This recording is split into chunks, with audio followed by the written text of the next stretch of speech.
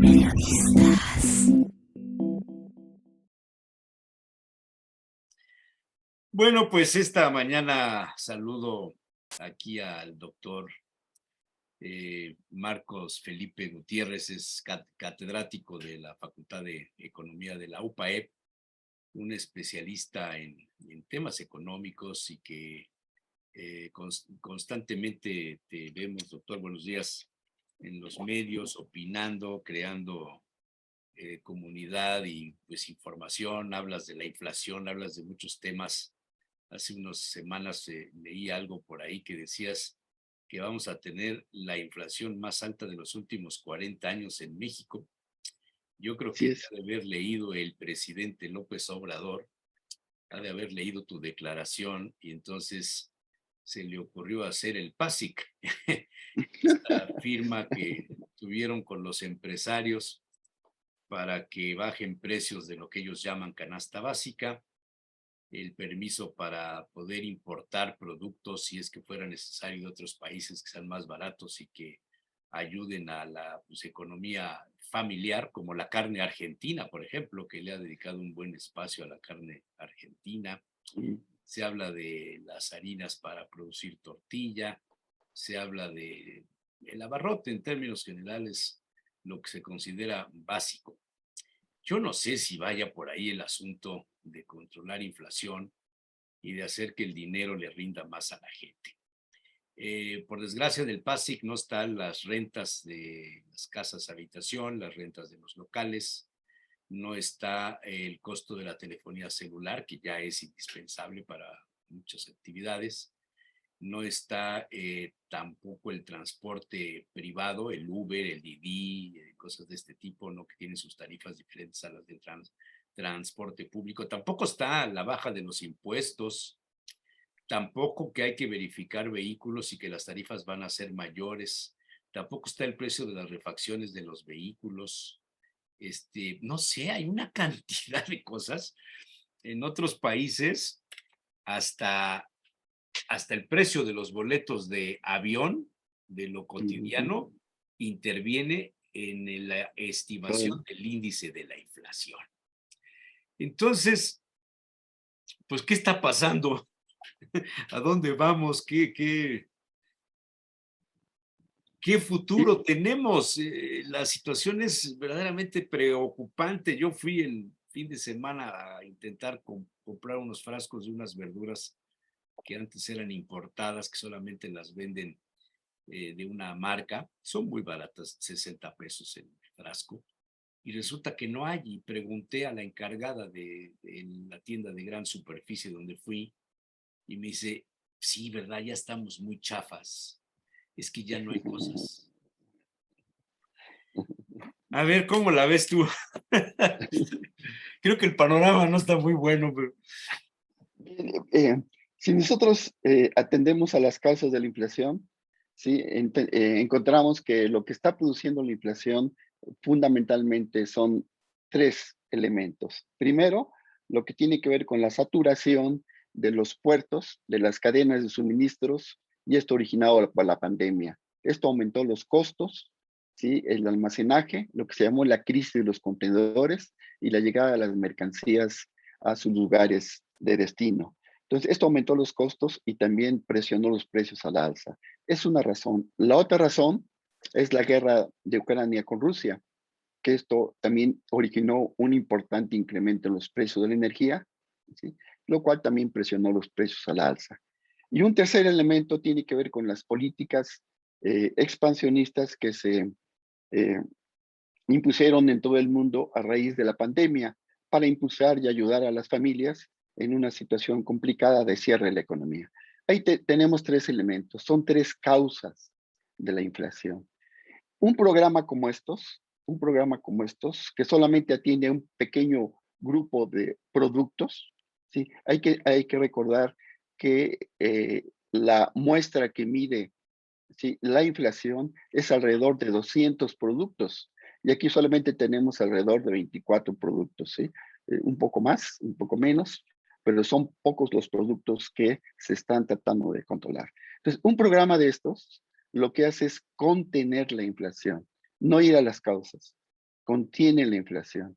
¿Qué significa esto? Significa que una vez que se abandona este pacto, este acuerdo, pues obviamente si todavía la inflación está al alza, nuevamente la inflación se dispara. ¿Sí? Entonces, es una forma de contener la inflación. Es un programa con buenas intenciones que tiene efectos mínimos en el control de la inflación, pero que no ataca las causas. Yo creo que ese es el tema importante. Es decir, no va a las causas y al no ver a las causas, pues solamente tiene efectos mínimos sobre la inflación. Sí, realmente atacar las causas tiene que ver básicamente con lo que está haciendo la mayoría de los países, que es a través de la política monetaria. Contener, por un lado, el exceso de demanda, es decir, la demanda, y por otro lado también la oferta, porque eso es lo que está produciendo la inflación. Es decir, para decirlo en términos más sencillos, ¿sí? Es un programa hecho con buenas intenciones, pero que sus efectos serán mínimos en el control de la inflación, ¿sí? Vamos a ver inflaciones este año y los siguientes años. Es decir, todavía el próximo año tendremos inflaciones altas y no será hasta el 2024 cuando veamos que la inflación llega a los niveles que existían antes de que se desatara este proceso inflacionario. Ese es, ese es el tema, creo yo. Eh, Esto de decir en las dos primeras premisas que nos comentas, los contenedores, el tráfico marítimo y la guerra son agentes externos que repercuten en lo pues, interno, pero eso no lo controlamos, no podemos, ¿No? o será por eso que mandamos al señor Ebrard a proponer la paz y la pues, amnistía en todo el mundo. Sí, Ya no, no sabemos está. que por ahí no va, por ahí no va. Lo de los contenedores no lo podemos controlar, lo de la guerra no lo podemos controlar. ¿Se estaría controlando algo en el orden nacional con efectos positivos? ¿Hay probabilidades de esto? Por ejemplo, yo no lo sé, me reprobaron en economía, pero ¿el gasto público genera inflación? Sí, el gasto público genera inflación. Afortunadamente, en nuestro país, la política fiscal que tiene que ver con el gasto público, hemos tenido una política fiscal, hay una política fiscal estable. Afortunadamente, no hay un exceso de endeudamiento y no hay un déficit fiscal alto. Realmente los niveles de déficit fiscal deben de andar alrededor del 3% del Producto Interno Bruto y nosotros estamos en ese nivel. Es decir, no tenemos un déficit fiscal alto ni tampoco un endeudamiento alto, un endeudamiento externo. El endeudamiento externo debe ser, para que esté estable, debe ser alrededor del 50% en relación al Producto Interno Bruto. Entonces, estamos en esos niveles y eso ha ayudado mucho a la economía, a que se mantengan finanzas públicas estables, finanzas sanas. Entonces, en ese sentido, está bien. Sí, yo creo que lo que también está haciendo bien en relación a atacar la inflación es la política monetaria, que tiene como propósito controlar la inflación y para efecto de esto, la herramienta que tiene son las tasas de interés. Entonces, ha ido subiendo las tasas de interés de manera gradual.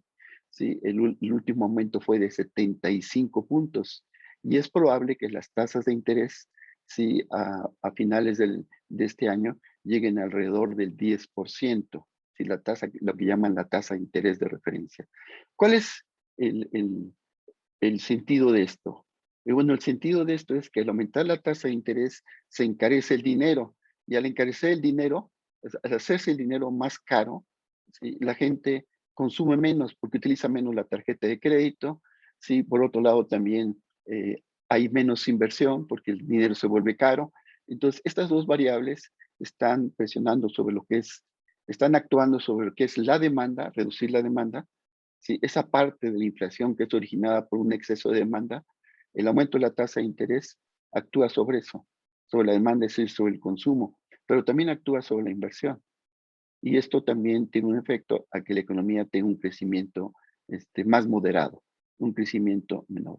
Entonces, son dos elementos importantes sobre los cuales actúa la tasa de interés para controlar la inflación. Y en ese sentido, yo creo que el Banco de México también ha estado haciendo una buena labor. Aquí lo que se buscaría es mantener, ¿sí?, y mandar señales claras al mercado de que la autonomía del Banco de México se va a respetar, ¿sí? Eso es un aspecto importante para que las cosas vayan funcionando y gradualmente la inflación se vaya reduciendo.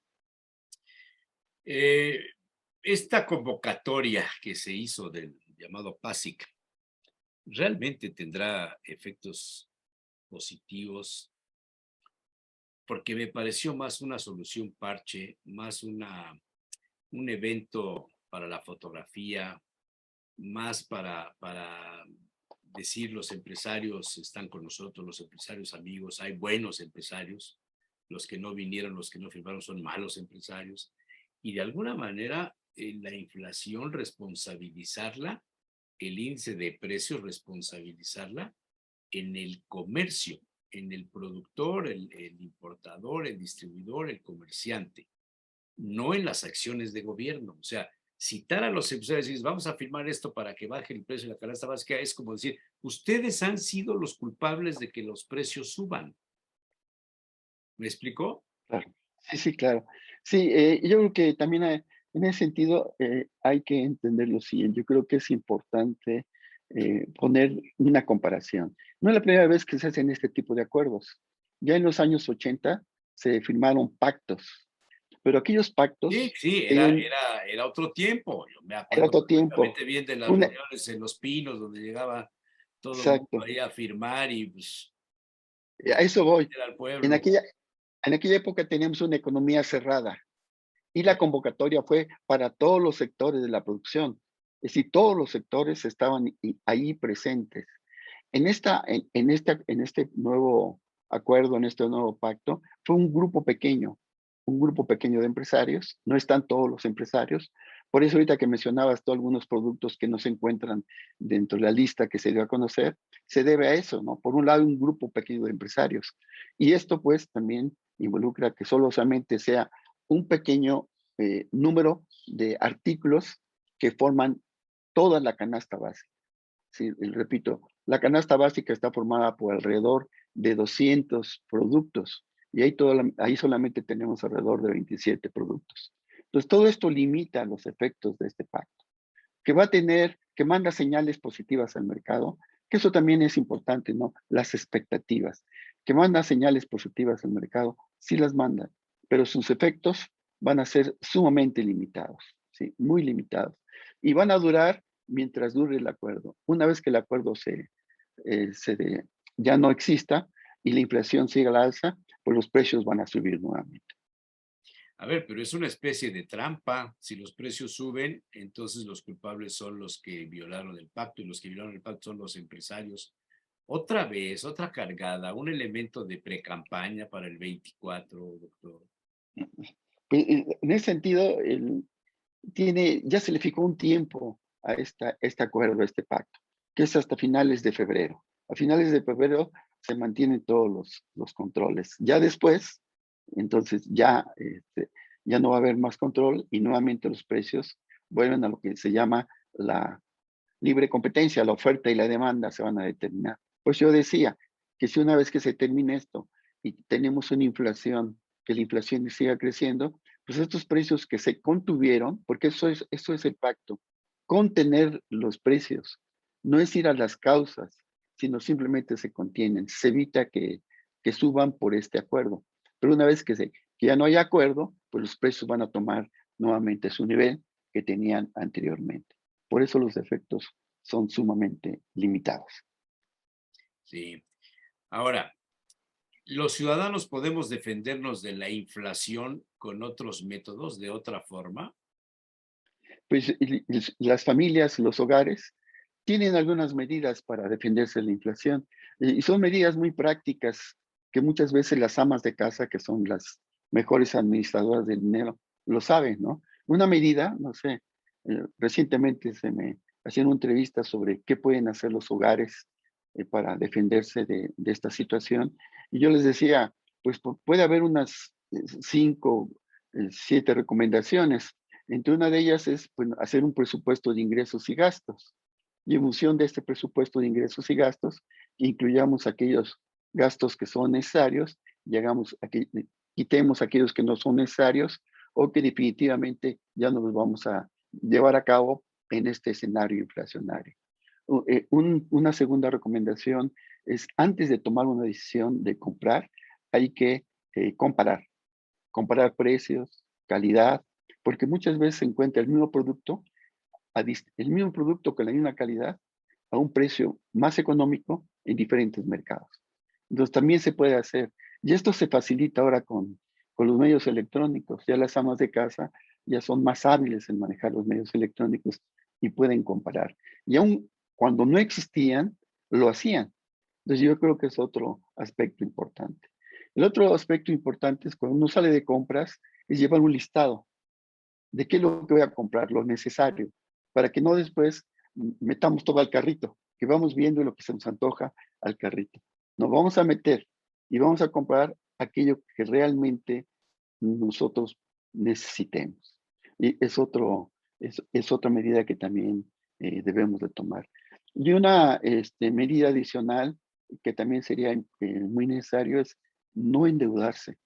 En una situación como la que estamos viviendo, donde las tasas de interés van al alza, es decir, el dinero se vuelve más caro, ¿sí? Ujú. Y los precios son caros, pues no es conveniente endeudarse.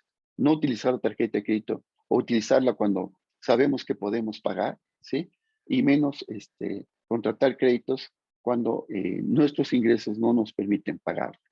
Entonces, estas recomendaciones, como muchas otras, pueden darse en un escenario inflacionario para que las familias pues, puedan defenderse un poco ante esta escalada inflacionaria. Qué barbaridad. El pacto se termina en los primeros meses del siguiente año. ¿Qué nos depara el 23? ¿Qué podemos esperar que suceda? Bueno, yo creo que para el 23 tendríamos una buena noticia. Habría buenas noticias y también malas noticias. Creo yo que una buena noticia es que el país no va a caer en recesión. No va a haber recesión económica. A pesar del escenario complicado que estamos viviendo, sí, este año el crecimiento va a estar el crecimiento del Producto Interno Bruto, el crecimiento de la economía va a estar alrededor del 1.7, 1.9 más o menos. Y el siguiente año va a ser una cifra menor, ¿sí? Una cifra menor a este nivel que hemos señalado. Pero sin embargo, no caemos en recesión, ¿sí? Y es un aspecto positivo. El aspecto negativo es que vamos a seguir viendo un aumento en los precios, que van a ir bajando gradualmente, pero no va a ser hasta el 2024, cuando ya veríamos que la inflación llega a los niveles que tenía antes, que es alrededor del 3% más uno menos uno, ¿sí?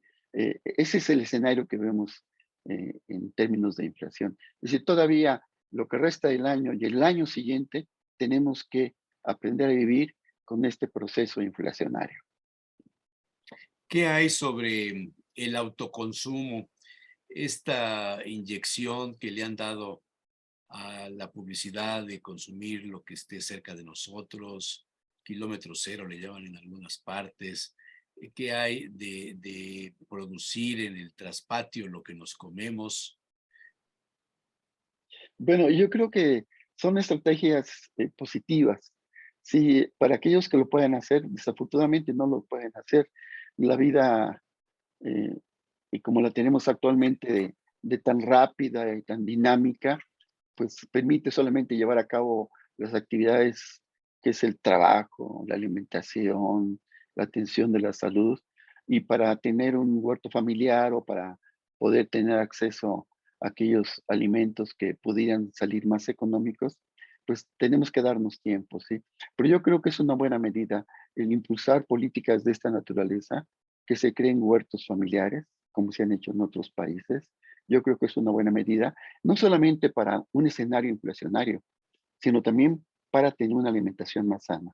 Yo creo que hay una tendencia en ese sentido que ojalá cobre mayor fuerza, porque sería muy positivo para los hogares. Es decir, porque permite, por un lado, economizar, pero por otro lado también tiene efectos muy positivos sobre la salud.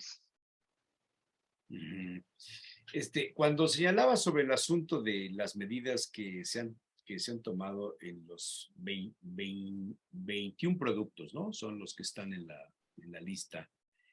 La medida de exentar los aranceles a pues, importar, ¿realmente favorece en algo?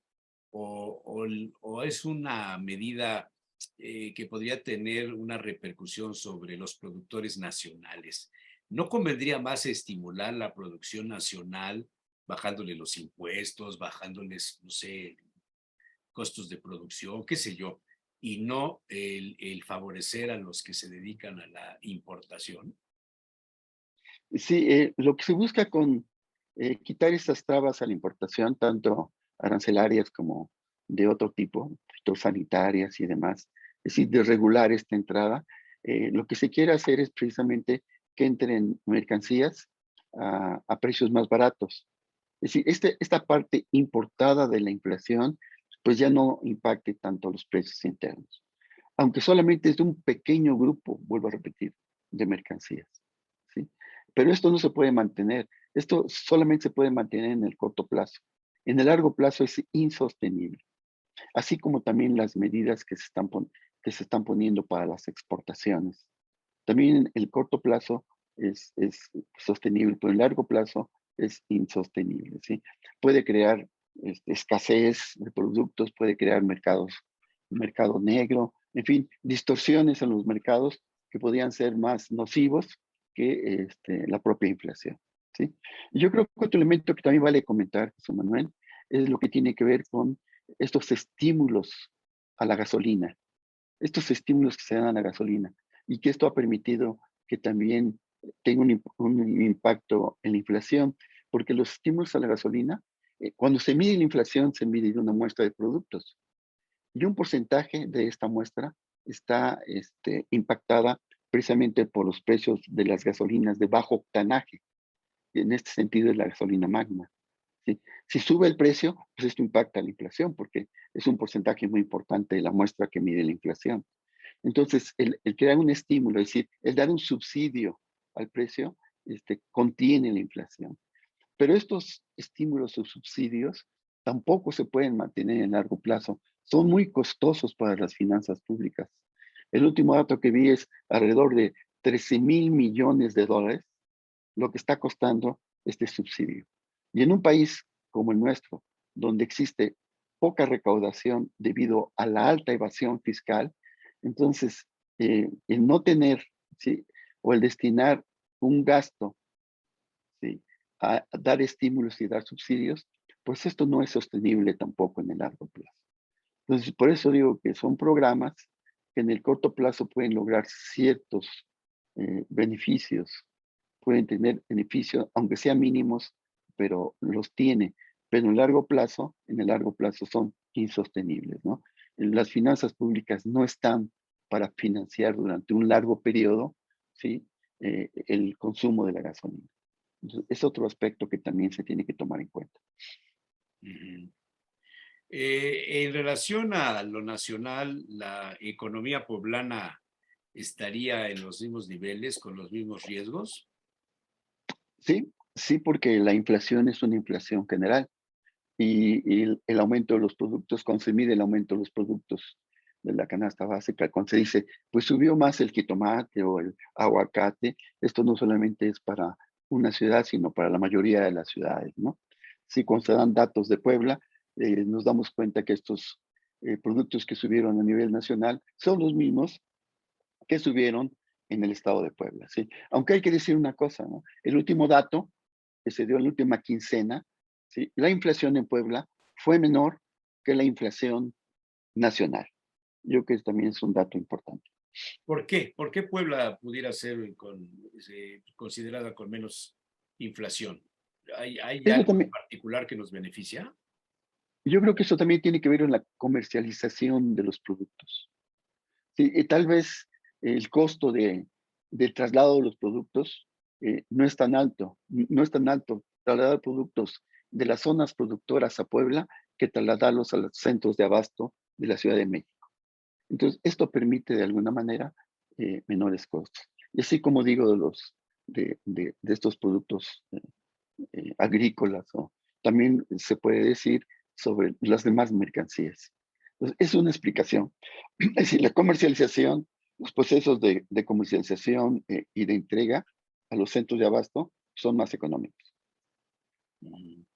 Eh, ¿Beneficia en algo no comprar en los supermercados, buscar el abasto en los mercados populares? ¿Trae algún beneficio que le llevemos el dinero en efectivo a la marchanta o seguir usando la tarjeta de crédito y generar puntos en cualquiera de los centros comerciales?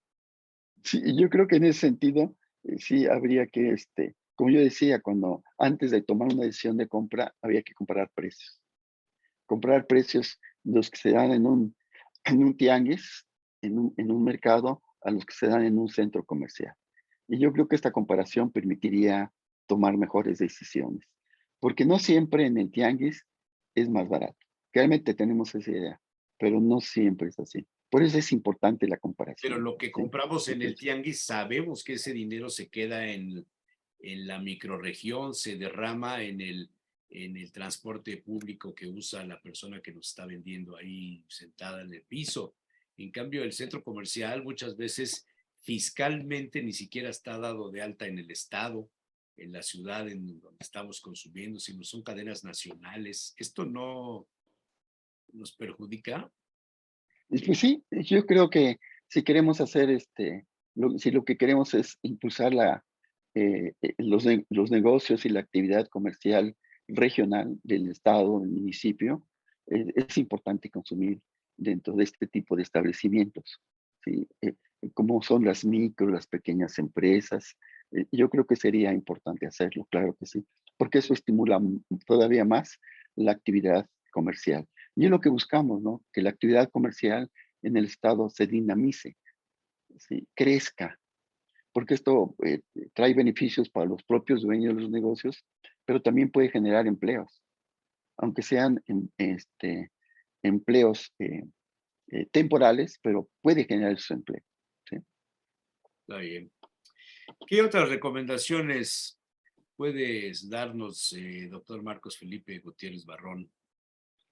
Pues, creo yo que una recomendación también que podemos comentar es que en un escenario como eh, eh, a veces se cree que es difícil ahorrar. Y a mí me parece que una medida importante también es buscar que de nuestro ingreso podamos crear y tener ese hábito del ahorro. Es importante crear el hábito del ahorro desde los niños, que, que manden a su alcancía, así como se hacía antes, que hagan un ahorro en el banco. El ama de casa sabe mucho de esto, porque siempre tiene ahí un lugar donde tiene eh, un pequeño ahorro que sabe que es importante para cuando uno se enfrenta a imponderables. Y a un escenario incierto, estar preparado para lo que venga es importante. Y esto solamente es posible a través de tener una previsión. ¿Sí? Entonces, fomentar el ahorro, crear el ahorro, crearnos el hábito del ahorro, yo creo que también es otra recomendación que sería muy deseable en un escenario como el que estamos viviendo. Salvo que cuando el ingreso no alcanza para vivir, no hay dinero que sobre para el ahorro. Hay una cosa muy interesante, hay una cosa muy interesante. Se ha observado que los sectores de menores ingresos son los que precisamente hacen esto. Tienen un bote donde ahí van metiendo la moneda de 10 pesos o de 5 pesos. Y ya cuando se dan cuenta, a los 3 6 meses, ya tienen un ahorro. Eso es muy interesante, ¿eh? Porque se cree que a veces el ahorro está en los sectores medios, en las clases medias, pero también hay ahorro en estos sectores de niveles de ingreso más bajos. Entonces, ¿de qué se trata esto? Simplemente de crear el hábito. Crear el hábito. O sea, antes se guardaban las moneditas, había las alcancías, el cochinito, la Sí, sí, sí, alcancía de barro, ¿no? Que al final de año se rompía la alcancía para ver cuánto dinero se había pues juntado. claro. Volver a esos hábitos. Así es, sí es muy importante. volver esos hábitos. Muy bien. Muy bien, doctor. Pues no sé qué otra cosa podíamos meter como un ingrediente más para los efectos económicos. La participación de las Fuerzas Armadas en la economía nacional, esto de que tendrán su línea aérea, el sector turístico, todo esto repercute en algo en la economía. Ah, y yo creo que esto se puede medir de la siguiente manera. Es decir, revisar, porque no se han dado datos, revisar en qué medida esta Guardia Nacional, ¿sí?, ha evitado que esta inseguridad que hay actualmente hubiera sido mayor. Es decir, sin Guardia Nacional la inseguridad hubiera sido mayor o qué tanto se ha reducido.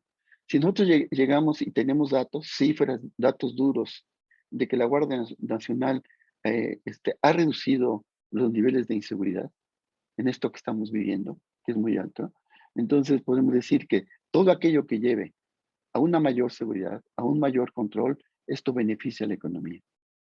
Porque aquel empresario que, que está viendo que ya no le asaltan su tráiler o su medio de transporte en las carreteras, o que ya no hay problemas de asalto dentro de la propia ciudad, esto garantiza pues que la economía pueda funcionar.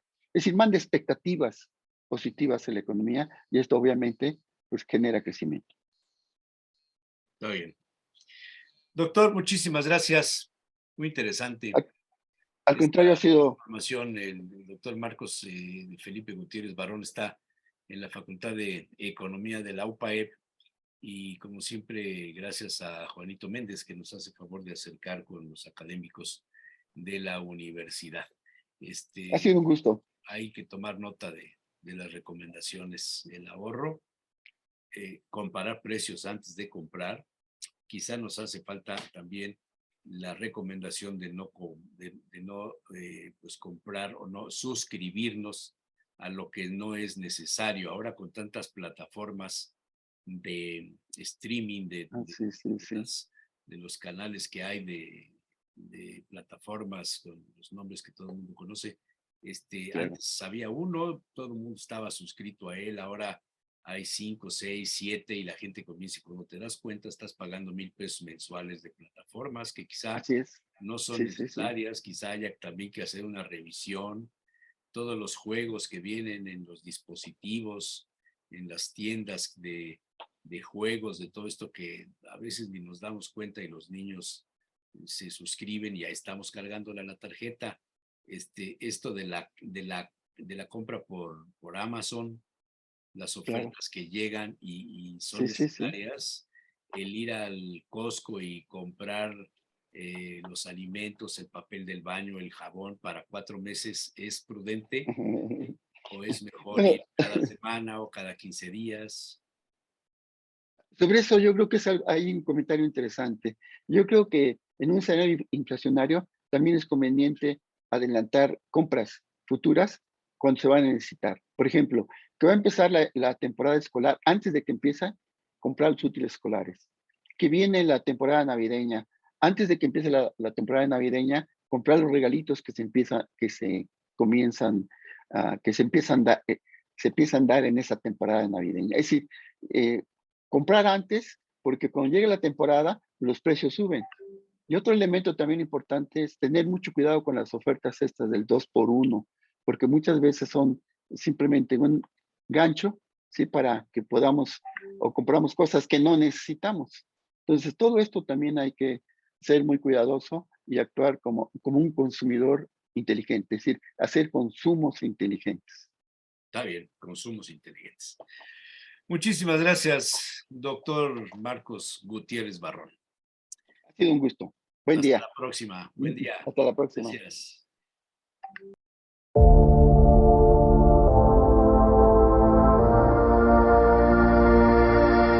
Ya. Señores, muy buenos días. Aida Manso, muy buenos días. Don Olinto Montiel, muy buenos días. Sí, buenos días, buenos días. La, Buenos días, ¿qué tal?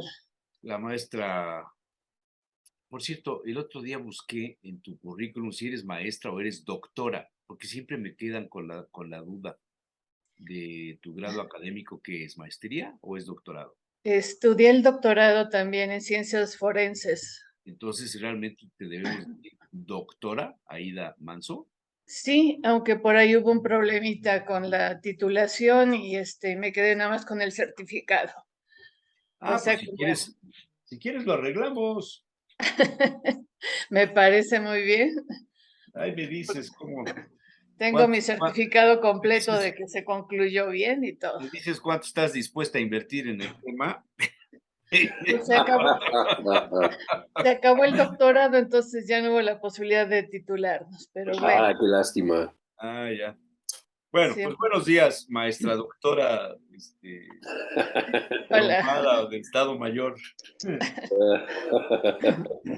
¿qué Don tal? Benito Montiel, muy buenos días. Buenos días, buenos días. Doctor Víctor Gómez, aposté Hola, buen día. que hasta las 8 de la mañana, perdí la apuesta.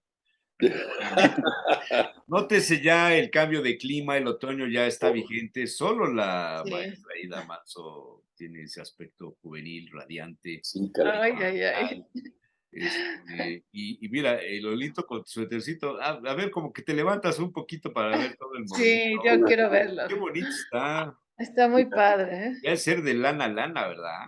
No, fíjate que es de otro material. Ajá. Es un material que parece ser que es de llama, así que no es de Oaxaca. De ese pelo de llama que le llaman. Es Sí, muy calentito. muy suavecito y muy calientito, fíjate. Es muy calentito. Y el doctor Víctor Gómez también con su chalequito de político de España. Fíjate Hay que que estar en la moda. voy a ir por mi chaleco y me lo pongo también, Pues Fíjate que sí. sí, ¿verdad? sí, ¿Para algo. qué sufres? No, pero mi chaleco es un chaleco que... Cuidado, maestro. No ¿Y te de creas plumas que... de qué? ¿De ganso? ¿Eh? No, ¿Plumas de ganso? ¿De qué es? No. No, no. es de 1000 batallas, es lo que quiere decir. Voy a ir Lo por que él. no ha visto ese Voy a chalequito. ir por él. A ver, Aida Manso, te escucho. Lo que corro por mi chaleco nomás para estar a la altura de ustedes. De veras va a ir por el chaleco, ¿eh? Voy a ir por él. Yo oigo. Bueno, a mí me sorprendió gratamente el cuarto informe ayer de Claudia Sheinbaum, desde la llegada, ¿no? Una mujer que llega sola, no lleva nadie que la acompañe, saludando a todo mundo, con una claridad en su informe, una precisión en todo lo que estaba planteando, y tan aplaudida, ¿no? Sobre todo esta parte, perdón, que ya no se veía. Esto era en los tiempos del PRI, ¿no? Recordarán cuántas veces se interrumpía un informe, un discurso por parte de un político, de la gente que estaba ahí aclamando, ¿no? Entonces llama la atención cómo en esta ocasión pasó igual, pero no se plantea como una cuestión, eh, ¿cómo se llama? Aparente, ¿no? Ay, perdón, que el frío está ahorita haciendo estragos en la garganta, como una cuestión manejada desde abajo o desde arriba, donde se quiera ver, sino con mucha aceptación, mucha seguridad, mucha templanza, definitivamente con toda la actitud de la futura presidenta, ¿no? No cabe la menor duda. Entonces fue una cuestión muy grata para mí, me impresionó bien y creo que va por el camino adecuado, ¿no? No sé qué opinan los demás. No, los demás no nos interesa qué opinen. A mí me sorprendió, ¿Por qué no? porque no quiero hoy. A mí Bueno, me bueno. sorprendió la cantidad de gente que reunió de muy Sí, buen nivel y los sondeos inmediatos.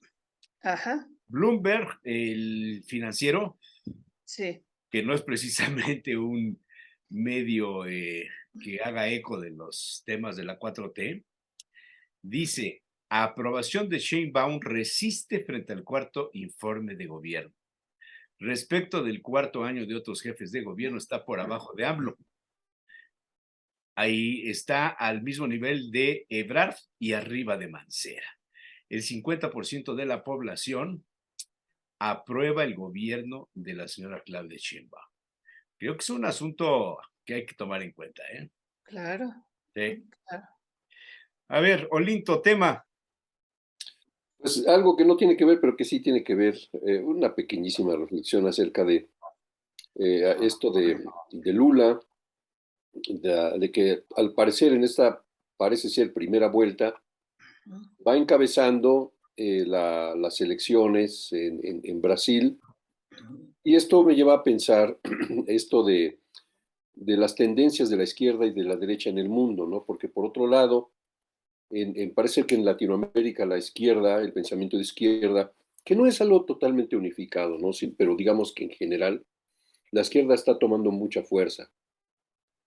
Pero por otro lado, en Europa, pues a Italia llega la derecha fortalecida y parece ser que es ultraderecha, no nada más derecha, sino ultraderecha. Entonces, me hace pensar acerca de cómo en el mundo, en los países, se está luchando constantemente en estas dos fuerzas casi dialécticas, diría yo, acerca de por un lado, la derecha, extrema incluso, y por otro lado, la izquierda, que parece ser que, decía yo hace unos momentos, está tomando fuerza. Bueno, y ahora con esto de Claudia, que también podríamos decir que es una mujer con una tradición de un pensamiento eh, tendiente a la izquierda, me parece que pues es alentador para los que de alguna manera nos preciamos de tener pensamiento de izquierda, generalmente pues, emanados de la gloriosa Universidad Autónoma de Puebla, pero que de alguna manera refleja el pensamiento de izquierda, digamos, comparado con el pensamiento de derecha, es una preocupación y un enfoque por la gente en general, por el beneficiar a la gente más desfavorecida, porque la gente tenga a su alcance los principales servicios, ya sea de educación, ya sea de servicios médicos, etcétera, etcétera, ¿no? Oportunidades de trabajo, etcétera. En cambio, el pensamiento de derecha también se preocupa por el bienestar, pero aquí como que hay una tendencia mucho más marcada hacia el privilegio de la empresa, a privilegiar los derechos de los empresarios, y no es tanta la preocupación por el pueblo en general, sino por la empresa. Se ocupan más del empresario porque es el que genera el trabajo, es el que da trabajo, y a veces yo me pregunto, ¿y el empresario podrá hacer toda su empresa sin los empleados que precisamente sostienen con su trabajo su empresa? Pues parece ser que a veces no toman en cuenta eso, ¿no? Entonces, pues es una pequeña reflexión acerca de las tendencias en el mundo en cuanto a gobiernos, ¿no? Y acerca de Claudia, pues decía yo, es un pensamiento un tanto más de izquierda, por lo menos tiene una tradición de un gran activismo, una persona de un muy alto nivel educativo, científico, profesional, y también lo que me llama la atención es que de donde se para empiezan a gritarle por todos lados presidenta, ¿no? Entonces parece que todo Todo parece... eso, todo eso está totalmente orquestado. Así sucede y ha Pues Eso pasado es lo que siempre. dicen, ¿no? Así ha pasado siempre. Es una práctica desarrollada, patentada, divulgada, registrada, revisada, mejorada por el PRI. Y se sigue haciendo lo mismo. Pues sí, en la percepción generalizada es de que es lo mismo, entonces habría que entrecomillar lo mismo, ¿no? Entonces, Exacto, pero claro. simplemente son preferencias, lo ve uno entre la gente. Curiosamente, por ejemplo, quién ha votado más por Lula da Silva? Pues la gente más desfavorecida. ¿Quién votó más por Bolsonaro? Pues la gente que tiene compañías madereras en el Amazonas, que no les importa devastar el Amazonas. La gente, pues que empresarios, etcétera, gente de un nivel económico medio para arriba, la gente que vota más por Bolsonaro, y otra vez la gente más desfavorecida, pues, eh, siembra su esperanza en Lula da Silva, aunque esté pues manchado por una pretendida conducta delictiva que se demostró que no era cierto, ¿no? Pero por ejemplo, ayer que estaba escuchando opiniones de algunos noticiarios españoles sobre, sobre la opinión de Lula da Silva, y pues no dejan de decir que estuvo en la cárcel, pero no dicen nada de que se demostró que no tenía nada, o sea, que sus demandas se retiraron, ¿no? Muy bien, Entonces, pues lo interesante, ¿no? De estos dos pensamientos que están muy bien. tomando fuerza en el mundo. No, Caray, a mí me da un poco de curiosidad que no se han enterado de lo que está pasando en este país, pero bueno, a ver, don Víctor Muchas Gómez, cosas. Sí, no, nada más quiero comentar que Lula no ha ganado, aunque el señor presidente ya todavía lo no. felicitó. No tiene mayoría. Bolsonaro fue la revelación, ¿no? Se pensaba que estaba ya en el piso y está retomando. Entonces, yo creo que el 30 de octubre se verá quién es. Lo que me parece riesgoso es andar felicitando personajes antes de tiempo por parte del presidente. Pues Y sí. no hay que olvidar lo que está pasando en También es Italia, una ¿no? Con la práctica muy política, ¿no? priista, ¿eh? Esa. Así es, así es. Bien, pues yo recordando lo que desde presidencia siempre se ha dado calificativos como aspiracionistas, y esto me recuerda porque estaba yo revisando un artículo en donde Guillermo Chin Canché, y te envié ya un video, es el primer mexicano maya que irá a la misión Sí, en la NASA. sí, sí. Guillermo Adrián Chincanché es uno de los participantes para el proyecto Dragonfly Sí. y explica que su trabajo en la NASA será estudiar una de las lunas más grandes de Saturno para poder volar y ver toda la cuestión atmosférica, y ese va a ser su trabajo. Lo rescatable de todo esto, independientemente de que pareciera que el gobierno no apoya a los científicos ni a los estudiosos, sino siempre se está apoyando otros movimientos, yo creo que hay que voltear a ver a estos personajes, a estos jóvenes que están con su talento, con sus recursos y de la familia, haciendo todo este esfuerzo por cumplirse todo un sueño. Entonces, él va a estar ahí en todo este proyecto y va a estudiar de 80 lunas que tiene este planeta, pues el más grande, para poder revisar si hay vida, lo que más se va asemejando, pero lo más importante es ver este video que te mandé, Jesús Manuel, para que veamos de dónde viene la gente, que no nos olvidemos, y yo creo que se requiere de todo un proyecto y todo un sacrificio por parte de la familia para poder llegar a lo que está llegando, así como otros mexicanos que hay que impulsar. Él va a estar en este proyecto con 117 científicos de todo el mundo. Él es de Betania, Campeche, un pueblito muy pequeño, y yo creo que es bueno siempre ver esta parte que es interesante en México y que los mexicanos no se quedan atrás. Claro. Me recordó, ¿se acuerdan del astronauta que llegó al estudio cuando íbamos a en vivo? Este astronauta michoacano, Sí, también hijo de un campesino, sí. asombrosas historias. Soy estudiante investigador. Este es el video. Ahorita Sí. se los pongo por instrucciones del doctor Gómez. Ok. Muchas gracias, Jesús. Su origen maya es motivo de orgullo.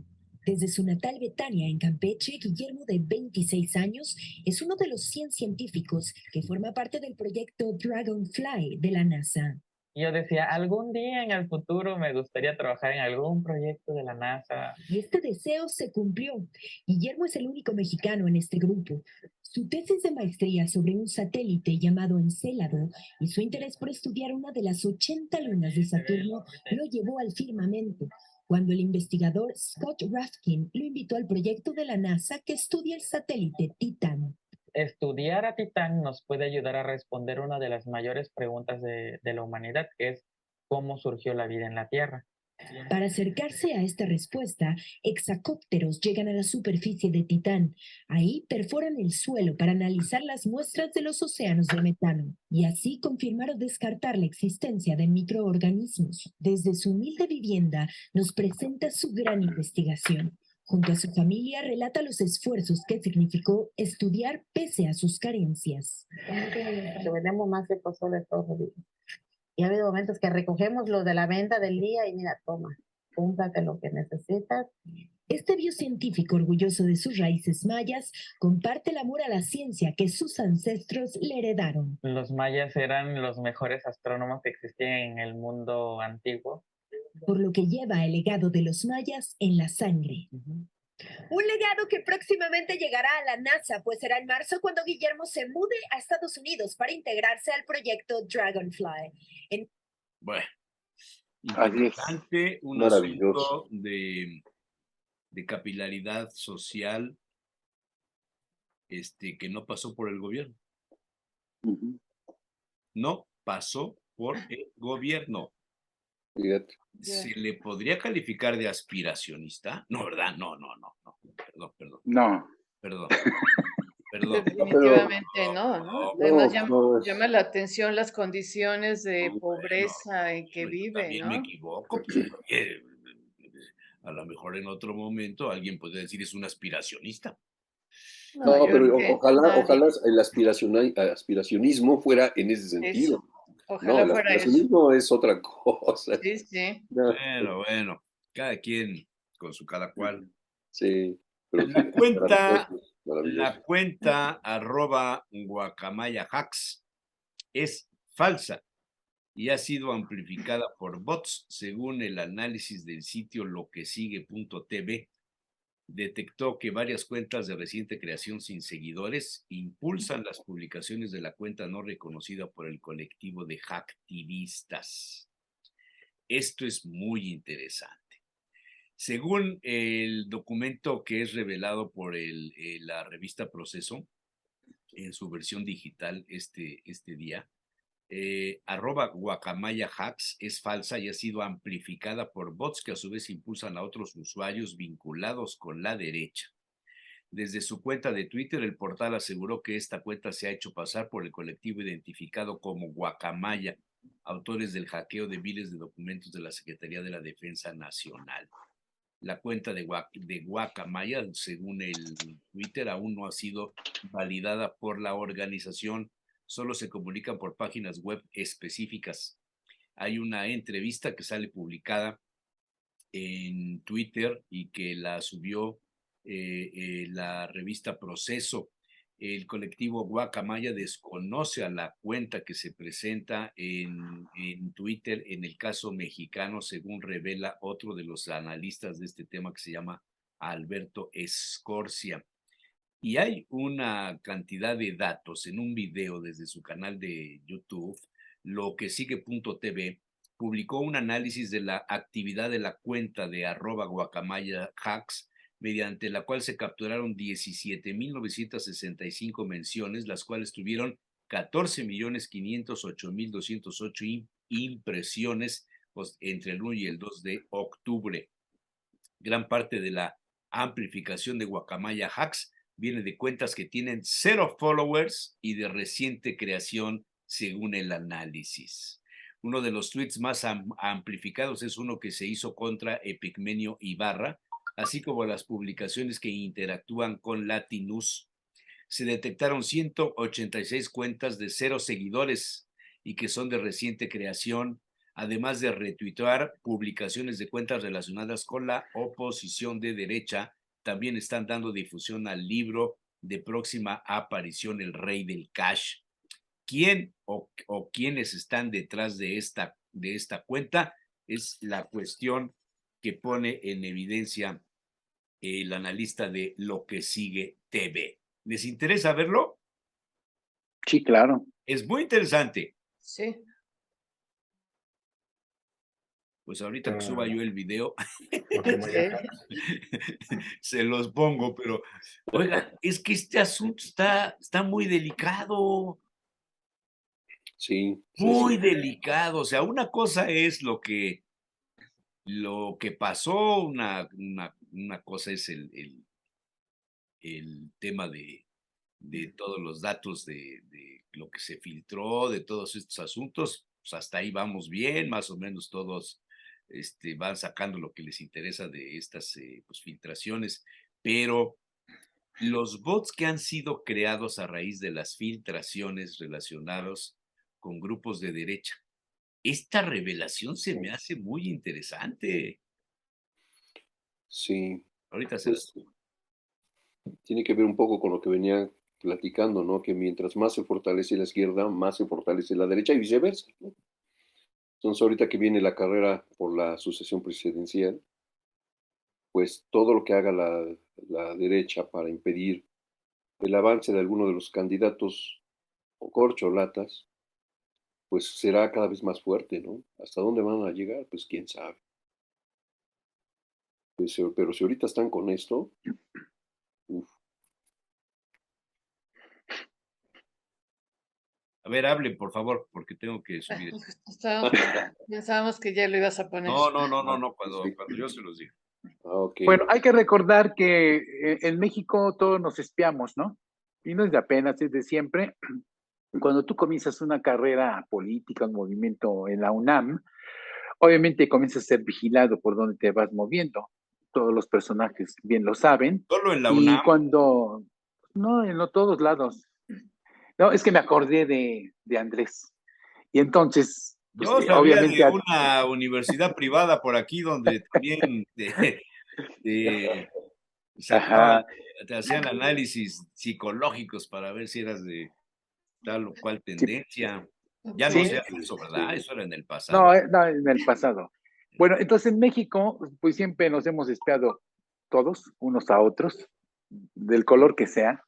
Y pues eso no es nuevo, ¿no? Entonces todo tu historial pues lo tienen algunos personajes que les interesa siempre tener esos documentos. Y cuando uno se olvida de decir, yo, jamás, ¿no? ¿Cómo que no? Entonces te comienzan a sacar toda la historia, ¿no? ¿Cuál fue tu movimiento? ¿A qué partido político has pertenecido?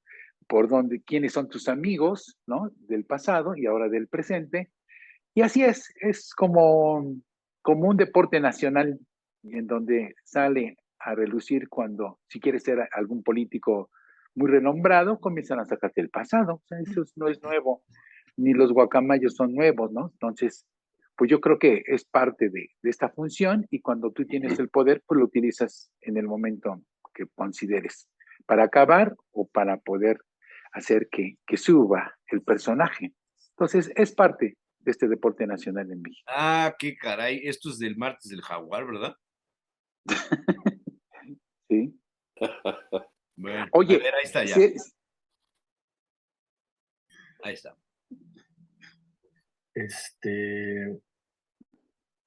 Lo que vemos ahí son las interacciones. Pues vamos a regresarnos un pasito antes al análisis que les compartíamos ayer, que es este. El primer análisis lo hacemos con Hoxie, una herramienta para hacer una mirada rápida, ¿no? de lo que pasa en Twitter.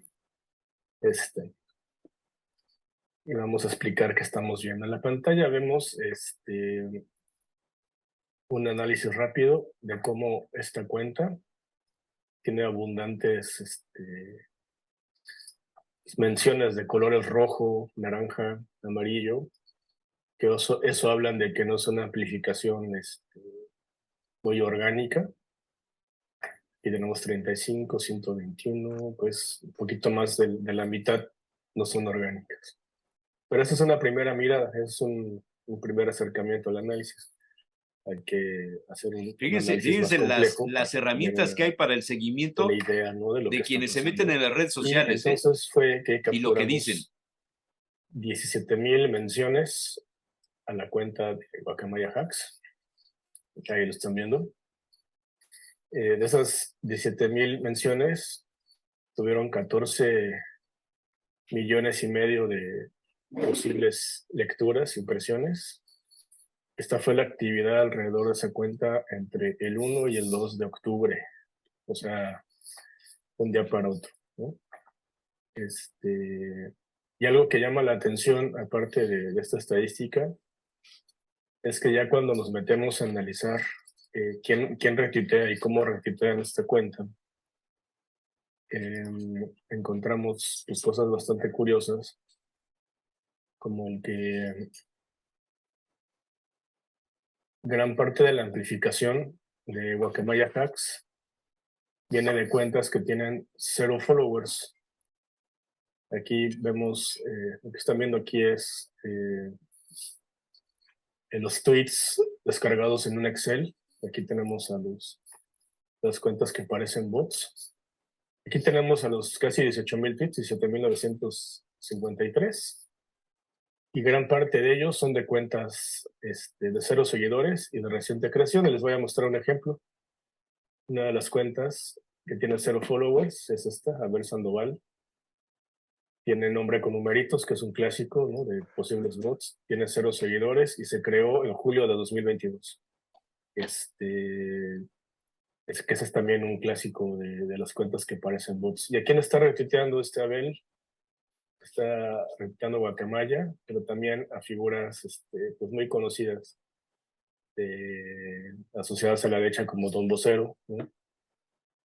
Otra vez a Guacamaya, y luego están amplificando aquí lo del libro del Rey del Cash, y luego este bot está otra vez amplificando el Rey del Cash, y también esta cuenta asociada a la oposición, y también de nuevo, ¿no? Están difundiendo el libro y están difundiendo a Guacamaya Hacks, ¿no? Y así, en este listado, se los vamos a compartir. Aquí vemos cuentas, 0 seguidores, reciente creación, y todos tienen el mismo comportamiento. Aquí lo aislamos en esta parte de acá. Estas son las listas. Estas son las cuentas que tienen 0 seguidores. Y son 185 cuentas que tienen 0 seguidores. Entonces, para empezar, eso ya es una amplificación que no es muy orgánica, ¿no? Y vamos al análisis gráfico. Lo que están viendo aquí, bueno, vamos primero a la figura sin filtros. Aquí están viendo la conversación en torno a Guacamaya, las 17,000 menciones, y para empezar, pues muestran una anomalía que es una enorme mancha de un solo color. Eso no es normal en una conversación. Una conversación tiene una mezcla de colores, aquí es un color uniforme. Entonces, eliminamos las cuentas que son orgánicas, que parecen orgánicas, y solamente dejamos las que parecen bots.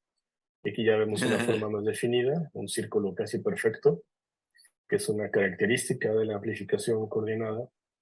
Y vemos como el tweet que hacen en contra de Epigmenio Ibarra, pues es uno de los más amplificados por presuntos bots, y también cuando interactúan con latinos, también es cuando son amplificados más por bots, ¿no? Entonces, esta cuenta de Guacamaya Hacks, gran parte de sus amplificaciones por bots. Muchas de ellas son de 0 seguidores, 186 cuentas de 0 seguidores y que son de reciente creación, que con nombres con numeritos, que es un clásico de los bots. Y por otro lado, estas cuentas de reciente creación, como esta, con 0 seguidores y que fue creada en julio, pues retuiteando a otros mensajes de la oposición y de la derecha, y también a Guacamaya, pero se están centrando en el tema de amplificar también el libro que va a salir en unos días. Bueno, es largo, si quieren se los mando. Quiero dejar esta parte muy clara. Con 200 bots, fíjense lo que es posible hacer. Más de 14 millones de menciones. Con 200 bots bien sembrados, técnicamente, estratégicamente, patrocinados, con cuentas que tienen dinero de por medio para sembrar en donde debe ser. Vean ustedes lo que es posible hacerse.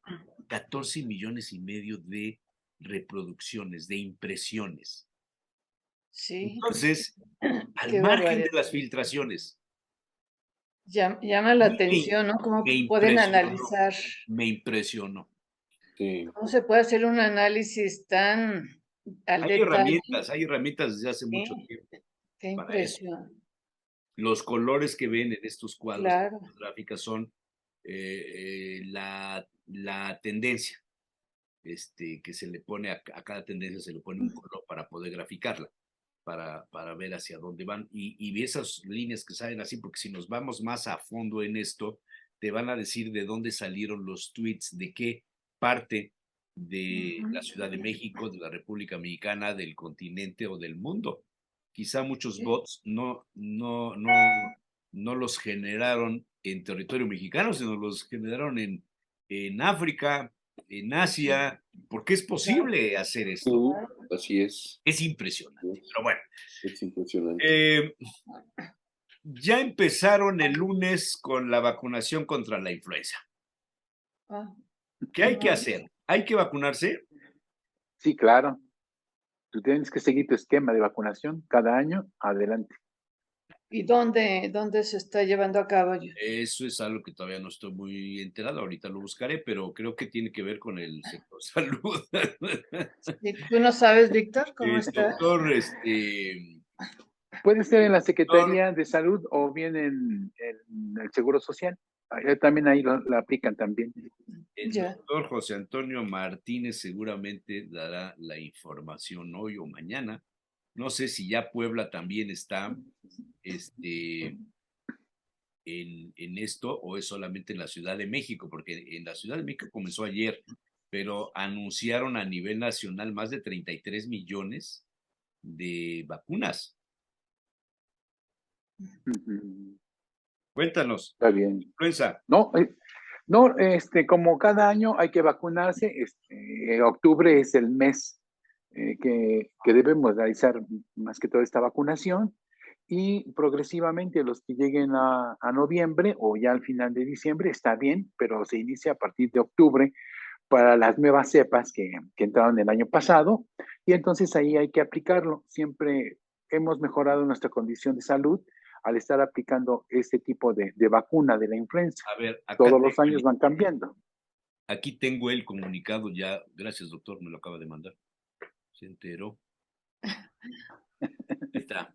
Okay. Secretaría de Salud del doctor José Antonio Martínez. Qué bien parecido es, ¿verdad? Qué eficiente en su trabajo, ¿no? Recorre todo el estado. Anda visitando todas las cabeceras distritales, lleva salud. Ya le dicen el doctor Milagros. Sí. Hay quien lo ve como... El biológico estará disponible en unidades de la Secretaría, así como del IMSS, ISSSTE o ISTEP, el CEDIF y el Hospital Universitario. Grupos convocados a partir del día 3. Menores de 5 años cumplidos, o sea, mi nieto ya, ¿verdad? Sí. Pues voy a ir a Chipilo ahí con mi amiga. De 5 a 59 años con comorbilidades, 60 años y más, embarazadas y personal de salud. ¿Qué te parece? Perfecto. Ya. Así vamos a estar más sanos. ¿Riesgos? No. Ninguno. Las reacciones normales, ¿no? En el lugar puede haber dolor, un poco de enrojecimiento, tal vez en el mismo día, un poco de malestar general, pero tomando paracetamol más que suficiente. Pero las bondades son más grandes, los beneficios son más grandes. Entonces, sí hay que vacunarse. Sí, un poco de dolor local, como dices, es todo lo que pasa, ¿no? No más. Oye, Jesús Manuel, en lo que no has ahondado, aunque ya te mandé una caricatura del señor presidente. No, yo, señor presidente, antes que nada te quiero dejar muy en claro que no me voy a prestar a ninguna mofa. No, espérame. Por su edad, ¿Ya la viste? por su estado de salud, por su condición física, porque yo estoy en las mismas condiciones que él, tengo la misma edad que él, y no me gustaría que se burlaran de mí, aunque no sea yo presidente ni en colonia, man. Pero bueno. No, espérame. Fíjate, a pesar de que tú dices que tantos votos, sí, ¿cómo salió a la luz? ¿Cómo sale a la luz de decir si es cierto? O sea, él ya acepta que está enfermo. ¿No? De esta manera fue como fue aceptando. Ahí está. Tú dices, oye, ándele. Top secret. Ándele. Dice, radiografía. Señor presidente, caray, se lo ridiculizan muy feo. No me gusta. Respeto, por favor, hombre. Espérame. Huesito alegre. Hiperautoritarismo. Chinga, es una nueva enfermedad. Hiperautoritarismo. Brazo beisbolero. Hígado de piedra por tener tantos adversarios. Bilis derramada desde el 2006. Oídos sordos a la crítica. Izquierda militarista. Motor con medio ajuste. Pecho que no es bodega. El priista que todos llevan dentro. Eso sí. Agruras por culpa de la prensa fifí. Tamalitos de chipili. Ahí está. Qué grosero. ¿Sí? No es grosería. Bueno, ¿con qué se refiere al? Bueno, ya todos saben lo del corazón, ¿no? Eso ya tiene muchos años, ya A ver, ¿qué es eso? Que tiene riesgo de la angina de corazón, que no sé qué. Sí, pues el infarto. Pero pues es los el problemas amor, de es el amor, se enamoró. Así es.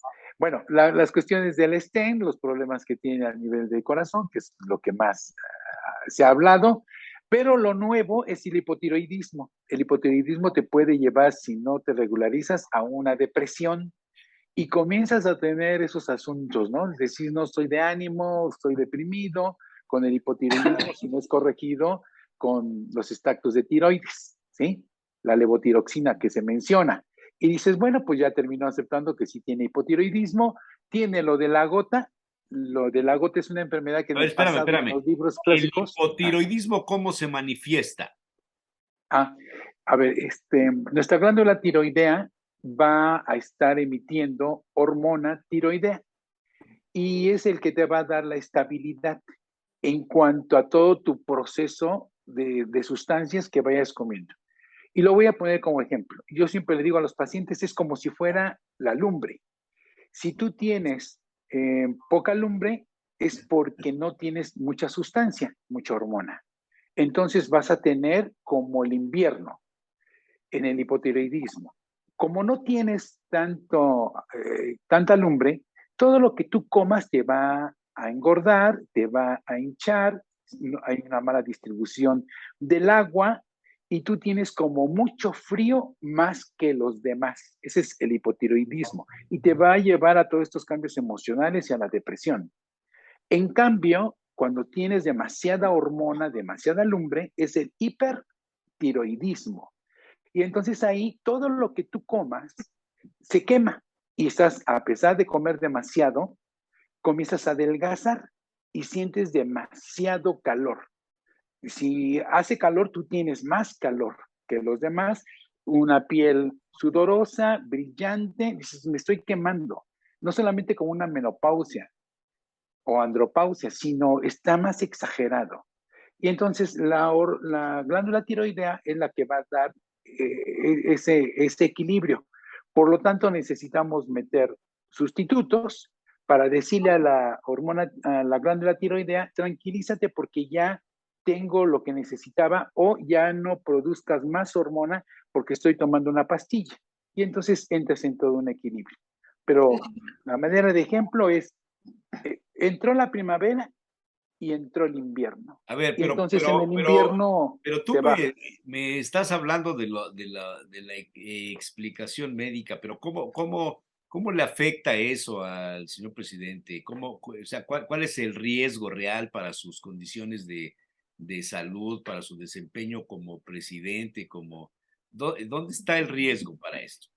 Más que todo, como él padece de hipotiroidismo, Ajá, baja presencia de la hormona, me ajá. puede llevar a estados anímicos de tristeza, de depresión, de melancolía, cambios, y no estoy como muy a gusto, independientemente de lo que tú estés trabajando, pues realmente eso sí me puede llevar a ese problema si dejo de tomar la medicina que el médico me ha mandado.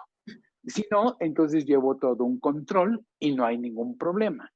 Es como cuando dicen, ¿por qué estás engordando? Es que tengo No, problemas de espérate, oído. no me saques de la jugada. O sea, No, el mal que tiene en la tiroides le puede provocar tristeza, Depresión, sí, dices, ¿no? depresión. depresión, sí, Depresión. no estoy de ánimo, eso es lo que más pudiera significar para él, pero en cuanto a la vida, no, o sea, no te mata, pero sí te lleva a cambios de Entonces, conducta, sentimiento. entonces, este, bueno, iba a decir una tontería, pero No, dila. no, porque, o sea, pues es la gente que brinca de un lado para otro de carácter. Ajá. Sí, No, sí, así no, más o menos tendríamos como una depresión más que todo. No no, estás de pero ánimo para no que escucharme. cambie, ¿no, Víctor? No que No cambie hay de estado de ánimo, Ah, sino no, más hay bien no, una bajo. bipolaridad. No, no, no es no, eso, no, más no, bien No una es eso. baja. Ok. Oye, Víctor, pero eso se puede controlar con un Sí. antidepresivo No, también. es una pastillita que te dan para No, no, eso para la tiroides, pero si hay depresión se le puede dar un antidepresivo.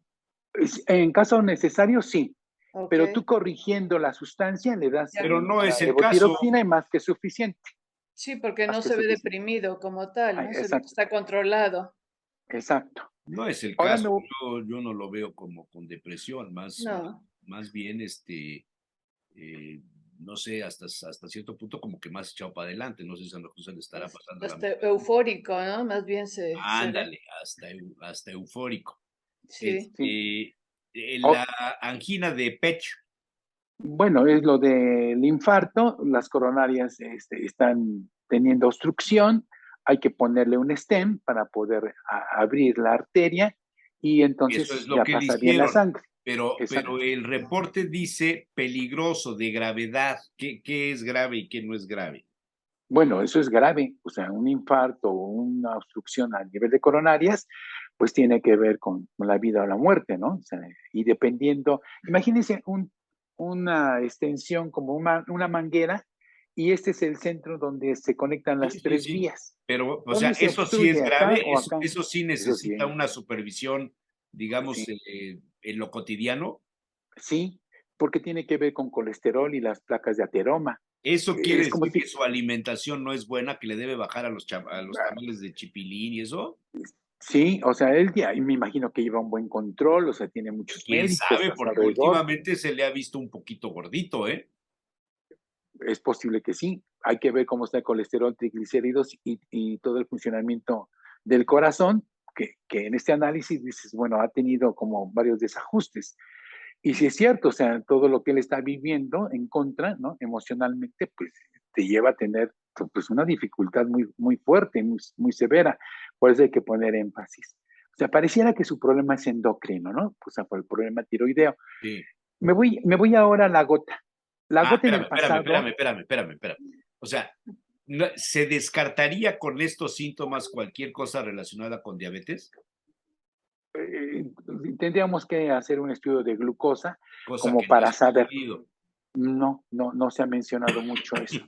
Pregunto esto Sabíamos de... porque cuando yo tuve el acercamiento a estos temas de los síntomas de la diabetes, me topé con un asunto hace muchos años. En algún programa hicimos algunos análisis de estos temas. Ves que hay un día o una fecha en la que se conmemora de la diabetes.